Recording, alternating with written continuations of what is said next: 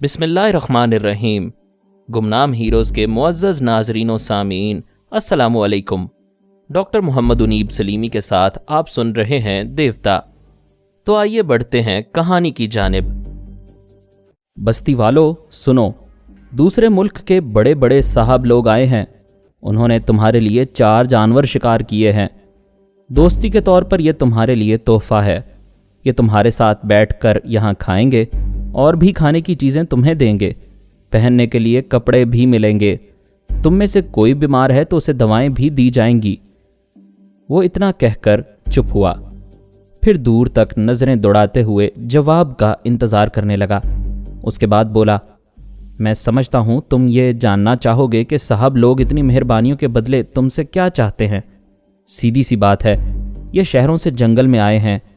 यहाँ उन्हें मुलाजिमों की ज़रूरत है। उनमें से कुछ साहब लोग ऐसे हैं जिन्हें काली औरतें बहुत पसंद हैं। अगर तुम्हारी बस्ती में खूबसूरत औरतें हैं तो।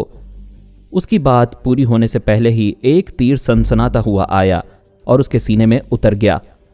वो ऊंधे मुंह जीप के बॉनेट पर गिरा, फिर वहां से उलटकर ज़मीन पर लंबा हो गया। जीप में आने वाले तमाम लोग अपने अपने हथियार संभाल कर बाहर छलांगे लगाकर दरख्तों की और पत्थरों की आड़ में जाने लगे। फिर खुद को महफूज करने के बाद बस्ती की तरफ मुसलसल फायरिंग करने लगे। स्टेन गनों के कई राउंड ज़ाया करने के बाद उन्होंने फायरिंग बंद कर दी। फिर एक ने चीखते हुए अंग्रेज़ी ज़ुबान में पूछा, क्या यहाँ कोई हमारी ज़ुबान समझता है? तुम लोगों ने हमारे गाइड को मार कर अच्छा नहीं किया। इसके बदले तुम सब बेमौत मारे जाओगे। वो कहने के बाद चुप हुआ। थोड़ी देर इंतज़ार करता रहा, फिर अपने साथियों से कहने लगा, यहाँ ना कोई अंग्रेज़ी जानता है और ना ही किसी के पास कोई बंदूक वगैरह है। जो पहलवान नुमा शख्स एक हसीन औरत के साथ जीप ड्राइव करता हुआ आया था, उसने हुक्म दिया, तुम में से 2 आदमी जीप पर जाएं और उसे ड्राइव करते हुए बस्ती के अंदर पहुँचें। मैं देखना चाहता हूँ क्या इनके पास आतिशी असलहा मौजूद है या नहीं। वो लोग उसके हुक्म के बंदे थे। अपनी जान पर खेलने के लिए जीप में आकर बैठ गए, फिर उसे ड्राइव करते हुए बस्ती के अंदर आए। पारस ने कहा, स्लारा, तुम इनकी ज़ुबान में समझाओ कि ये तीनों नीग्रो हाथ उठाकर बाहर जाएं और उनके सामने झुक जाएं। उनमें से एक नीग्रो किसी ऐसी झोंपड़ी में जाए जहां एक जवान औरत हो। वो उस जवान औरत को वहां से भागकर हमारी झोंपड़ी में आने के लिए कहे। स्लारा ने उसकी हिदायत के मुताबिक उन तीनों स्याह फामों को अपनी ज़ुबान में समझाया। वो तीनों अपने तीर कमान और नेज़े वहीं रखकर हाथ उठाते हुए झोंपड़ी के बाहर आए। जीप में बैठे हुए 2 सफ़ेद फामों ने उनकी तरफ देखकर हंसते हुए कहा, ओहो, क्या इस बस्ती में सिर्फ 3 ही मर्द हैं? वो तीनों घुटने टेक कर झुक गए। उनमें से एक ने दूसरी झोंपड़ी की तरफ बुलंद आवाज़ से किसी जवान औरत को मुखातिब करते हुए कहा, तुम झोंपड़ी से निकलो और दौड़ती हुई उस झोंपड़ी में जाओ जहां से हम अभी निकल कर आए हैं। फ़ौरन मेरी बात पर अमल करो। ज़रा देर के बाद ही एक जवान लड़की एक झोंपड़ी से निकली। वहाँ मर्द हो या औरत, किसी को पूरा लिबास मुयस्सर नहीं होता था। उस लड़की के जिस्म पर भी बराए नाम लिबास था।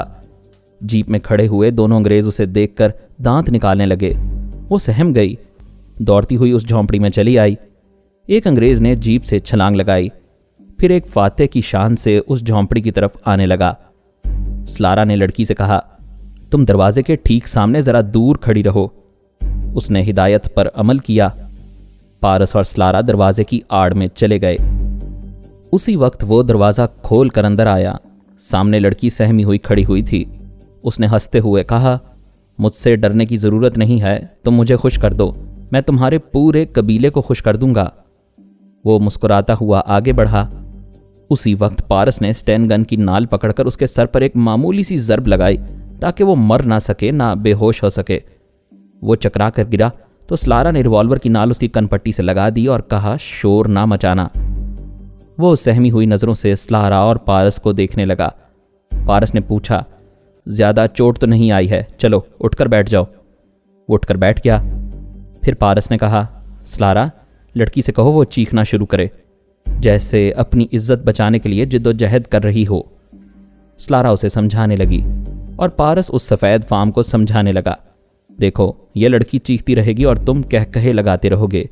एक लड़की को जबरन हासिल करने के सिलसिले में जो तुम बकवास कर सकते हो करते रहोगे, अपनी ज़ुबान नहीं रोकोगे।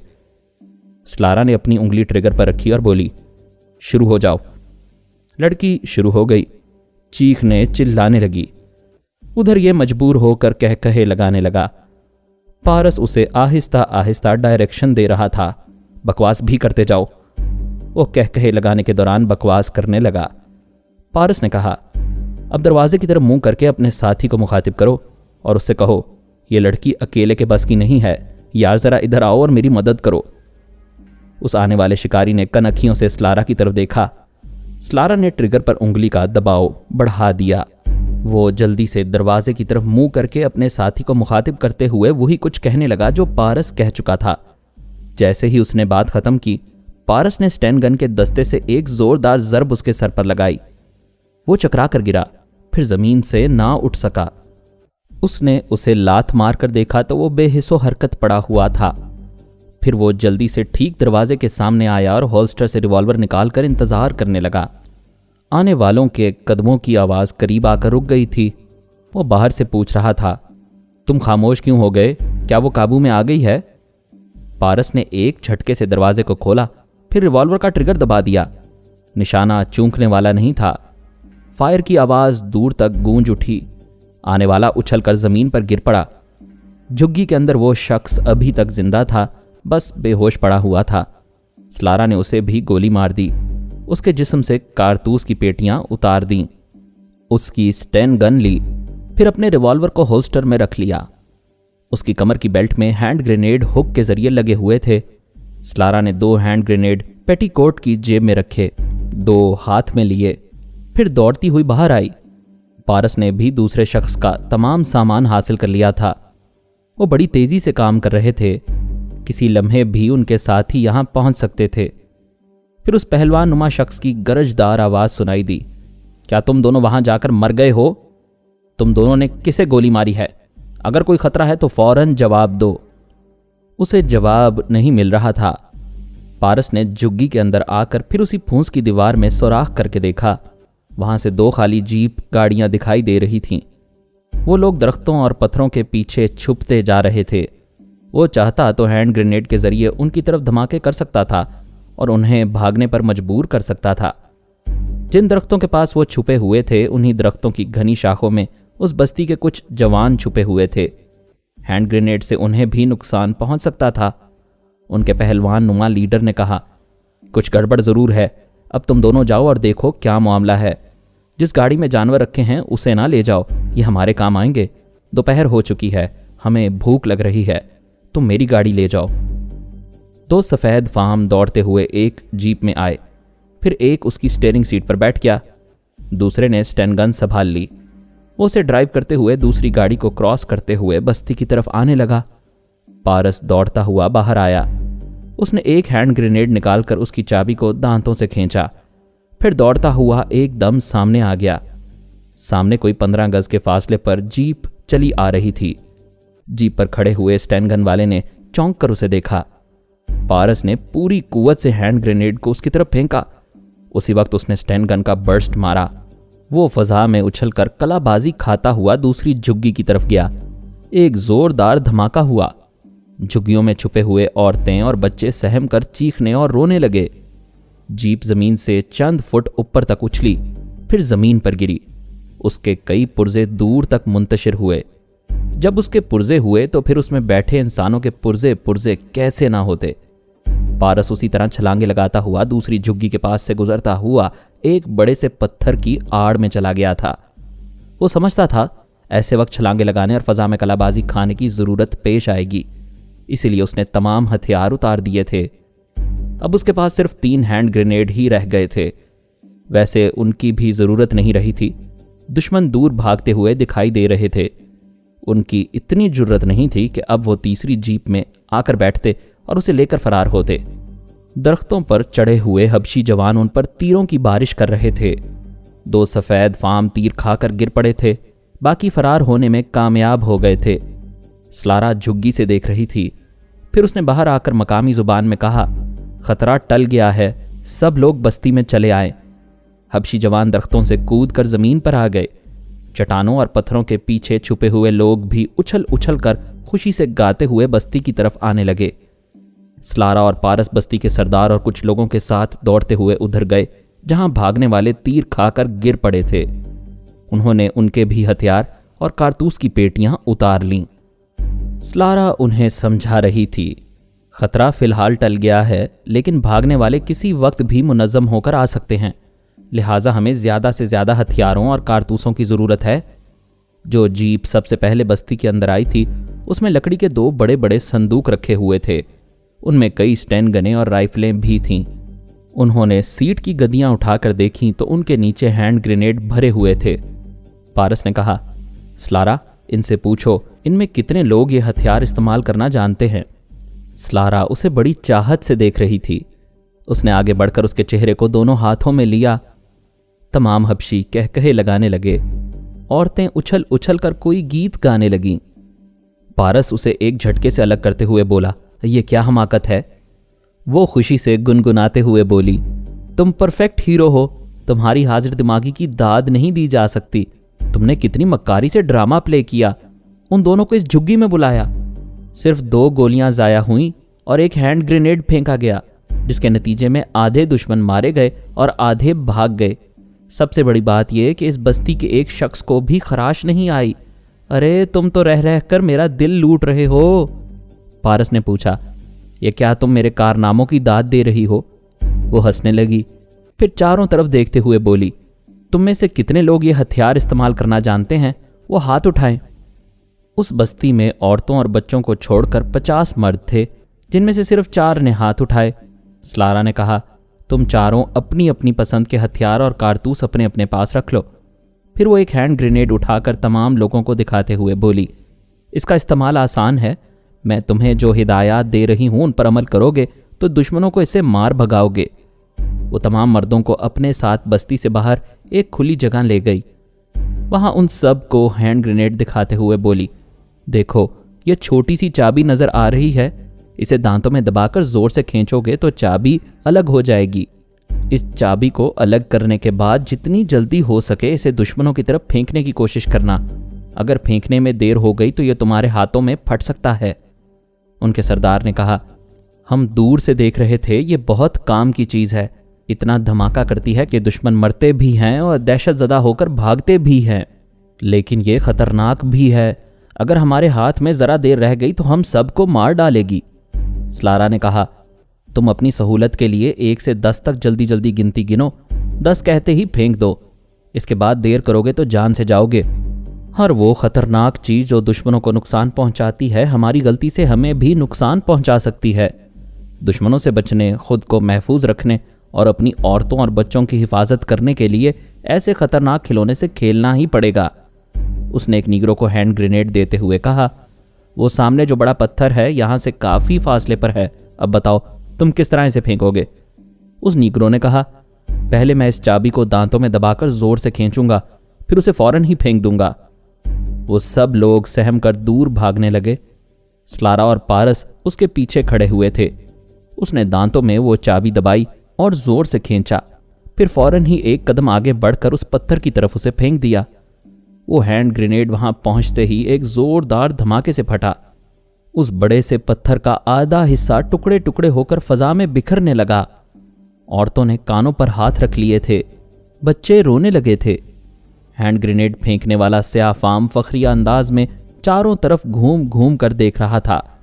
उसके आदमी करीब आ गए थे और उसे शाबाश दे रहे थे। स्लारा ने कहा, यह काम तुम भी कर सकते हो, जरा अक्ल से काम लो तो यह कभी तुम्हारे हाथ में नहीं फटेगा। एक नीग्रो ने आगे बढ़कर कहा, मुझे दो, मैं भी एक फेंकूंगा।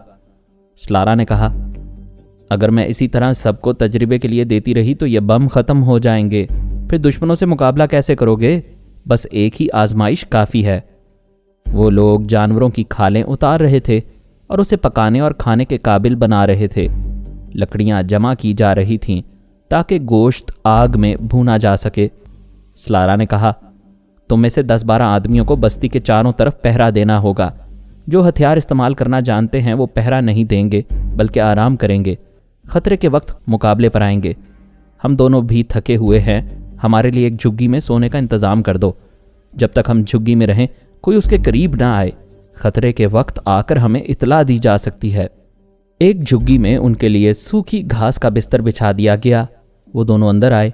झुग्गी के दरवाजे को बंद कर दिया गया।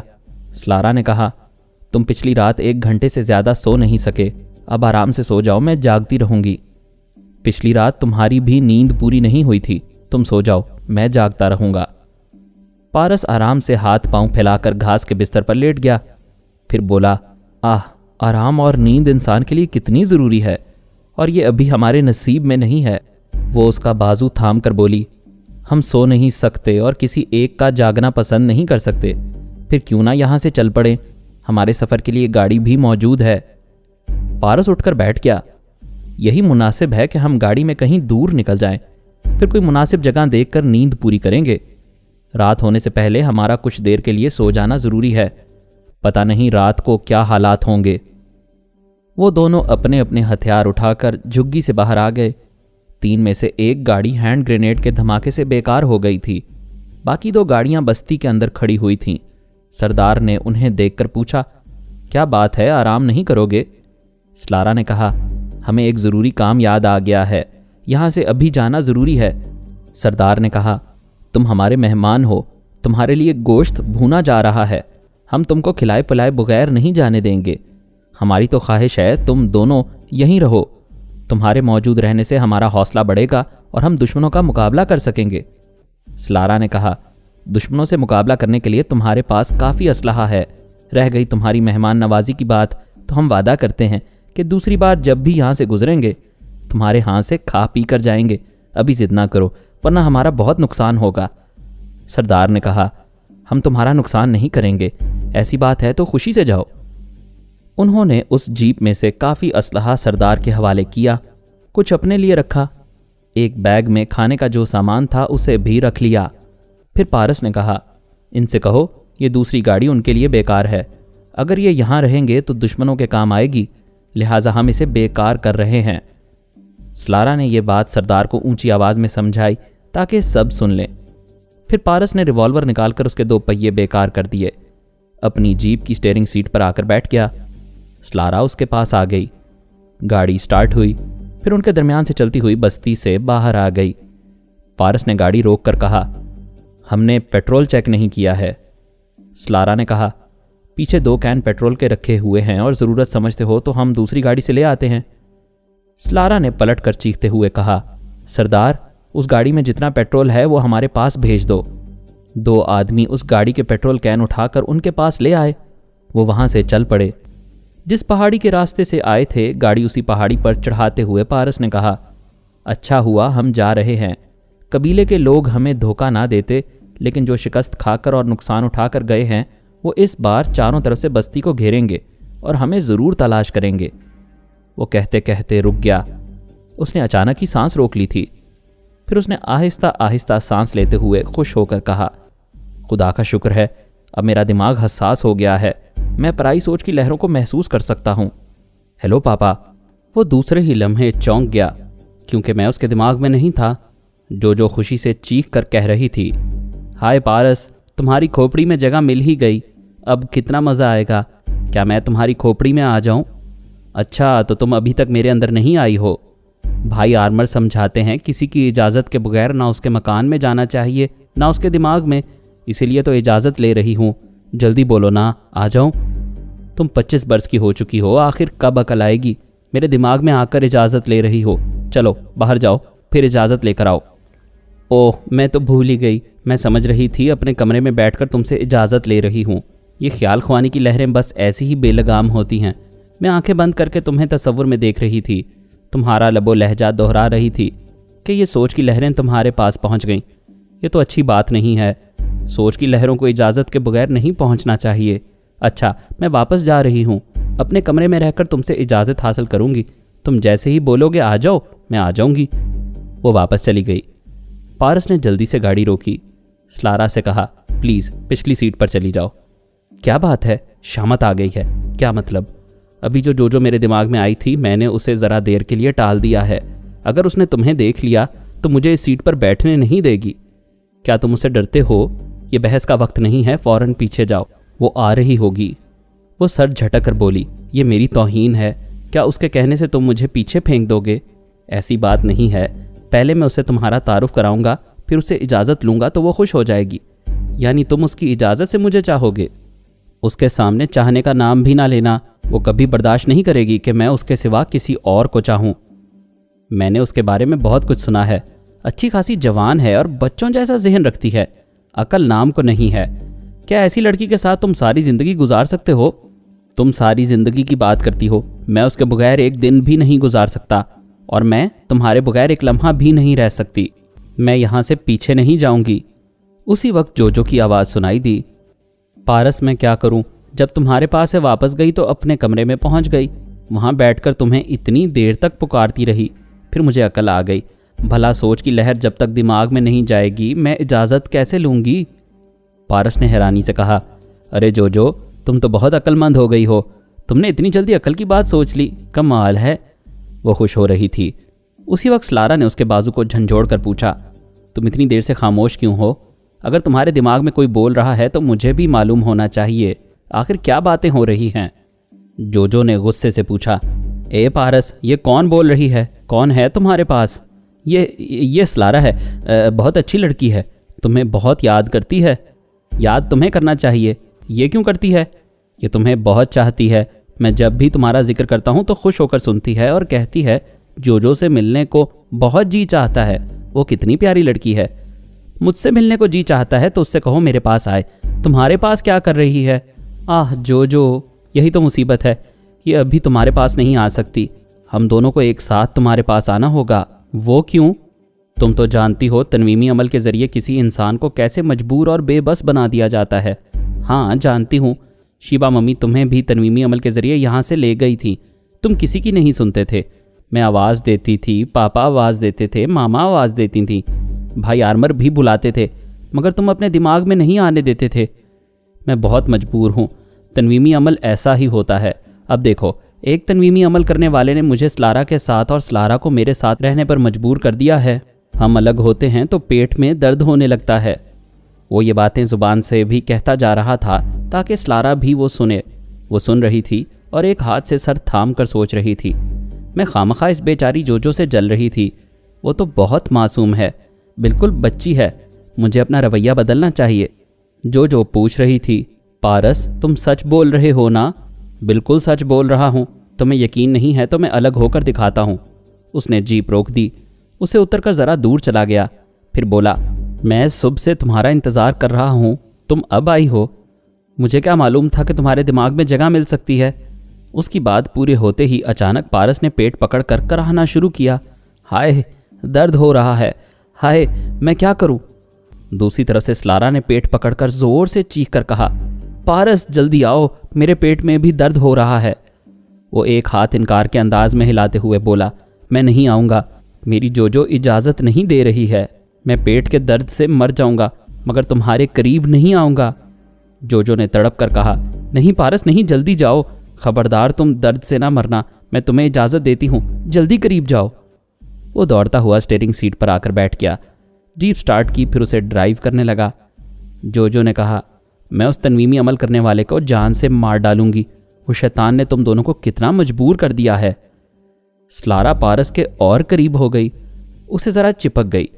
उसके शाने पर सर रखकर बोली, जोजो तुम कितनी अच्छी हो, हमारी मजबूरियों को समझती हो। कोई बेवकूफ़ लड़की होती तो कभी समझ ना पाती। तुम सचमुच अक्लमंद हो। चंद लम्हों के बाद पारस ने कहा, जोजो तुम्हारी बातों से बहुत ही खुश हो रही है।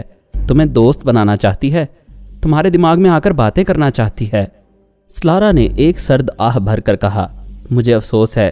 क्या तुमने जोजो को नहीं बताया कि तनवीमी अमल करने वाले ने मेरे दिमाग को लॉक कर दिया है? कोई भी सोच की लहर आती है तो मैं बेख्तियार सांस रोक लेती हूँ। कोशिश करती हूँ किसी को आने दूँ तो ये मेरे बस में नहीं होता। मैं ऐसे ही वक्त पारस के दिमाग में पहुँचा। उसने मुझे महसूस नहीं किया क्योंकि जोजो की सोच की लहरें पहले से वहाँ मौजूद थीं। मैं थोड़ी देर तक मालूम करता रहा वहाँ क्या हो रहा है। पारस दो चाहने वालियों के दरमियान उलझा हुआ था। इसमें शुबा नहीं कि वो जोजो के सिवा ना किसी को चाहता था और ना किसी को चाहने का इरादा था। वो जोजो का दिल दुखाना नहीं चाहता था। अगर वो कहती स्लारा से अलग हो जाओ और वो ना होता तो वो रोने लगती।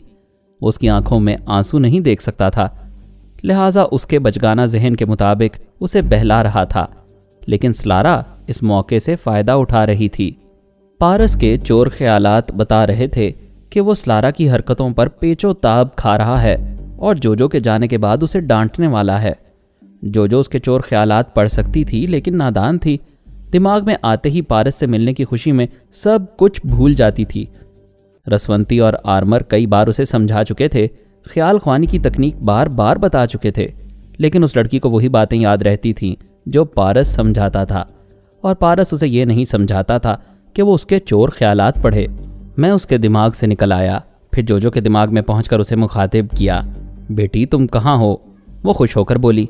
पारस, पापा मुझे मुखातिब कर रहे हैं, मैं अभी आती हूँ। वो अपनी जगह हाजिर होकर बोली। क्या अभी आपने मुझे देखा था? मैं पारस के पास थी, अब मुझे उसके दिमाग में जगह मिल जाती है। हम दोनों बड़ी अच्छी अच्छी बातें करते हैं, बहुत देर तक बातें करते हैं। बेटी यही तो मैं समझाने आया हूँ, इससे ज़्यादा देर बातें ना करो। वो एक घने जंगल में है, वहाँ ख़तरनाक जानवर हैं, वहशी लोग हैं, उसे वहाँ दिमागी तौर पर हाजिर रहना चाहिए। तुम उसे बातों में उलझाओगी तो वो दुश्मनों से कैसे मुकाबला करेगा? ये बात तो पारस ने मुझे नहीं बताई। तुम तो बहुत समझदार बेटी हो, पहले उसके दिमाग में जाते ही उसकी खैरियत पूछनी चाहिए, उसके दुश्मनों के मुतालिक मालूम करना चाहिए। उसे ख्याल ख्वानी के ज़रिए दुश्मनों को शिकस्त देने की ज़रूरत महसूस हुई तो तुम्हें खुद पेशकश करना चाहिए कि पारस तुम जब भी कहोगे मैं आकर दुश्मनों के दिमागों में जल्जला पैदा कर दूंगी। इस तरह जब तुम पारस की मदद करोगी तो वो तुमसे कितना खुश होगा। वो खुश होकर ताली बजाने के अंदाज में दोनों हाथ मिलाकर बोली। हाय पापा, आपने मुझे पहले नहीं समझाया, मैं अभी जाकर पारस को बताती हूँ। हाँ शाबाश, उसके पास जब भी जाओ उसके काम आया करो। फजूल बातों में वक्त ज़ाया करोगी तो उसका नुकसान होगा, और जब कोई बात ना हो तो वापस आ जाया करो, उसे तन्हा रहने दिया करो। पापा वो तन्हा नहीं है, उसके साथ सलारा है, वो दोनों मजबूर हो गए हैं। किसी तनवीमी अमल करने वाले ने दोनों को एक दूसरे से बांध रखा है, जब अलग होते हैं तो पेट में दर्द होने लगता है। अच्छी बात है, वो तनवीमी अमल करने वाला मुझे मिलेगा तो मैं उसके कान पकड़कर कहूँगा, मियाँ सलारा को पारस से अलग करो और मेरी जोजो को पारस के करीब रखो, ताकि ये दोनों कभी अलग ना हो। सच पापा, आप कितने अच्छे हैं। अच्छा अब जाओ, मगर ज़्यादा देर तक ना रहना। मैं उसके पास से वापस आ गया। मैं नहीं चाहता था कि वो सलारा को मुस्तकिल पारस के साथ देखे। मैंने सोच लिया था आइंदा मुझे मौका मिलेगा तो सलारा को किसी तरह उससे अलग कर दूंगा, ताकि मेरी जोजो का दिल ना दुखे। वो पारस के पास आकर बोली, मैं और ज़्यादा समझदार हो गई हूँ। अच्छा वो कैसे? अभी पापा ने मुझे समझाया है, मुझे काम की बात करना चाहिए, तुम्हारे दुश्मनों के बारे में मालूम करना चाहिए, कौन तुम्हें परेशान करता है। मैं टेलीपैथी के ज़रिए उनके दिमाग में जल्जले पैदा कर दूंगी। बताओ कौन हैं वो एक नहीं सैकड़ों हैं, बल्कि हज़ारों हैं। यहाँ जंगल में बहुत से दुश्मन डेरे जमा रहे हैं, उनसे किसी वक्त भी सामना हो सकता है। तुम मेरे पास आधे घंटे तक आओ, हो सकता है मैं अपने किसी दुश्मन से तुम्हारी मुलाकात करवा दूं, फिर वो मुलाकात उस दुश्मन को ज़िंदगी भर याद रहेगी। अच्छी बात है, मैं ठीक आधे घंटे बाद आऊँगी। वो चली गई। पारस ने इत्मीनान की गहरी सांस लेकर कहा, सलारा ये गलत बात है, तुम क्या समझती हो मैं जोजो को बेवकूफ़ बनाकर तुम्हें चिपकने का मौका दूंगा? नहीं, मैं उसे कभी इस किस्म का फरेब नहीं दे सकता, वो बहुत मासूम है। तो फिर उसे बेवकूफ़ क्यों बना रहे थे? सिर्फ इसलिए कि हम में से कोई उसकी आंखों में आंसू नहीं देख सकता। एक बात अच्छी तरह याद रखो, जब भी वो मेरे दिमाग में मौजूद हो तो ये समझ लो कि वो हम दोनों के सामने मौजूद है। ऐसे वक्त तुम मुझसे दूर रहो तो बेहतर है। तुम उसे ज़्यादा अहमियत देते हो। क्या ये नहीं जानते कि एक औरत अपने सामने दूसरी की अहमियत बर्दाश्त नहीं करती? यही बात तुम्हें समझना चाहिए। जब जोजो को तुम्हारी नीयत का पता चलेगा तो वो तुम्हें बर्दाश्त नहीं करेगी। वो मेरा क्या बिगाड़ लेगी? वो सिर्फ एक बार कहेगी, पारस अलग हो जाओ, और मैं तुमसे हमेशा के लिए अलग हो जाऊंगा। वो एकदम से झुंझला कर बोली, मेरी इंसल्ट कर रहे हो? तुमने पूछा था वो तुम्हारा क्या बिगाड़ लेगी। मैं तुम्हारी बात का जवाब दे रहा हूँ। उसकी हर बात मेरे लिए पत्थर की लकीर बन जाती है। ऐसी बात है तो तुम उसे बेवकूफ़ क्यों बना रहे थे? क्यों मुझे अपने साथ लगाए रखना चाहते थे? तुम खुशफहमी में मुब्तला हो। मैं हालात से मजबूर हूँ, तुम्हें यहाँ तन्हा नहीं छोड़ सकता। आखिर इंसानियत भी तो कोई चीज़ है। मैं तुम्हारे भाई से तुम्हें छीन कर लाया हूँ, तुम्हें वापस पहुँचाना मेरा फ़र्ज़ है। तो फिर देर क्यों कर रहे हो? सूरज को देखो और शुमाल की समत चलते जाओ। हम आज नहीं तो कल ज़रूर किले तक पहुँच जाएंगे। मैं तुम्हें ऐसे नहीं पहुँचाऊँगा। फिर कैसे पहुँचाओगे? पापा से पूछूंगा। शायद वो तुम्हें पहुँचाने के सिलसिले में तुम्हारे भाई से कुछ शराइत मनवाना चाहते हों। जब तक जो तुम्हारे पास नहीं आई थी तुम मुझसे बड़ी लगावट का इजहार कर रहे थे, मेरे साथ हंसते बोल रहे थे।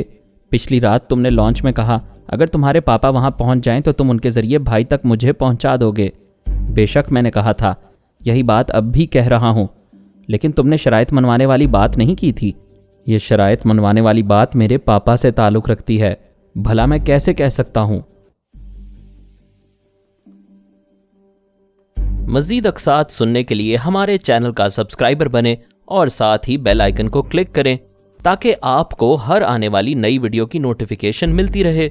हमारी वीडियोस को लाइक और शेयर करें और हमें अपनी दुआओं में याद रखिएगा। ISI और पाक आर्मी जिंदाबाद, पाकिस्तान पाइंदाबाद। हम फिर मिलेंगे इंशाअल्लाह एक नई किस्त के साथ। तब तक के लिए अल्लाह हाफिज़।